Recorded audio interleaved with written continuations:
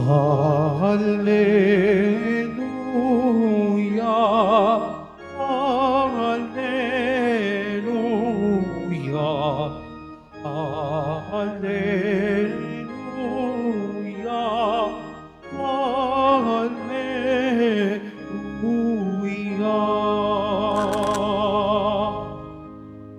Anak ng tao'y dumating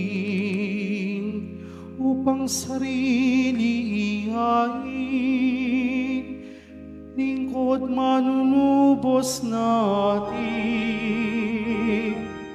Hallelujah, Hallelujah, Hallelujah, Hallelujah.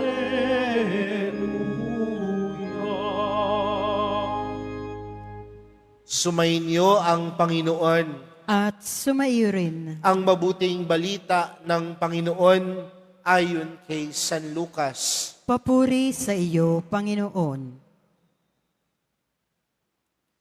Nang nalalapit na ang panahong iaakyat si Jesus sa langit, ipinasa niyang pumunta sa Jerusalem. Sinugo niya ang ilan upang mauna sa kanya. Humayo sila at pumasok sa isang nayon sa Samaria upang ipaghanda siya ng matutuluyan.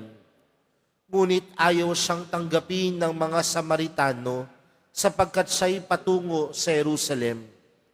Nang makita ito ni na Santiago at Juan, ay kanilang sinabi, Panginoon, payag ba kayong magpababa kami ng apoy mula sa langit upang pugnawin sila?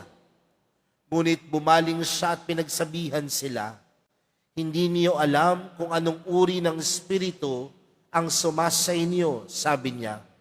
Sapagkat naparito ang anak ng tao, hindi upang ipahamak ang mga tao, kundi upang iligtas sila. At nagtungo sila sa ibang nayon. Mga kapatid, ang mabuting balita ng Panginoon. Pinupuri ka namin, Panginoong Heso Kristo. Magsiupo ang lahat. Magandang tanghali po sa inyong lahat.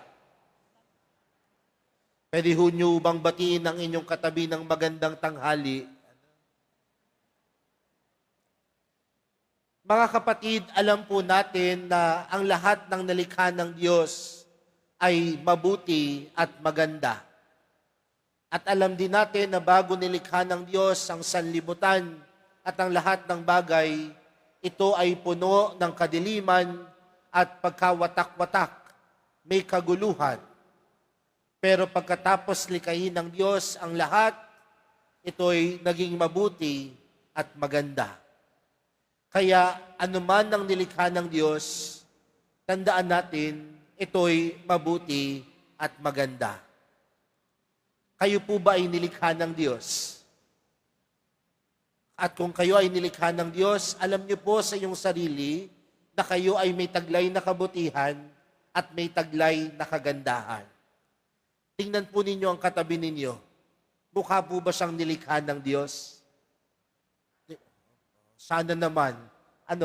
At kung siya ay nilikha ng Diyos, kahit anumang pagkukulang ng taong yan, kahit anumang pagkakasala ng taon yan, siya ay may taglay na kabutihan at kagandahan.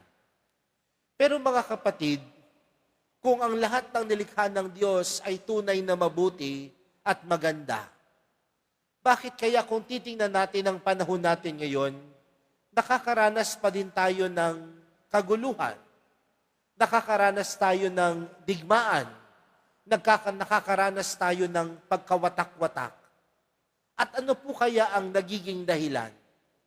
Dahil ang tao nagiging mapagmataas. Bakit po may digmaan? Dahil ayaw magpakumbaba ng mga leader. Bakit may digmaan? Dahil lahat puno ng kayabangan. Bakit nagkagulo-gulo ang mga bansa? Dahil lahat gustong nasa posisyon. Lahat gustong nasa ibabaw. Pero kung tutuusin, mga kapatid, kung ang lahat ng bagay na nilikha ng Diyos ay mabuti, bakit may kaguluhan?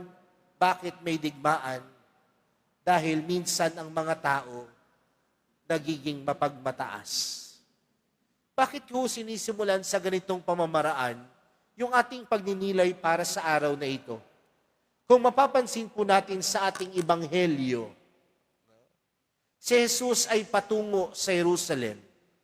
At si Jesus ay napadaan sa isang bayan sa Samaria. At nung si Jesus ay patungo sa bayang iyon, hindi siya pinapasok ng mga taga doon dahil siya ay patungo sa Jerusalem. Kaya anong sabi ng dalawang alagad na kasama ng Panginoon, ni Juan at ni Santiago? Panginoon, payag po ba kayong magpababa kami ng apoy mula sa langit upang pugnawin sila? Tila naging mayabang yung dalawang alagad. Ayaw nyo kaming papasukin? Ipagdadasal namin sa Diyos.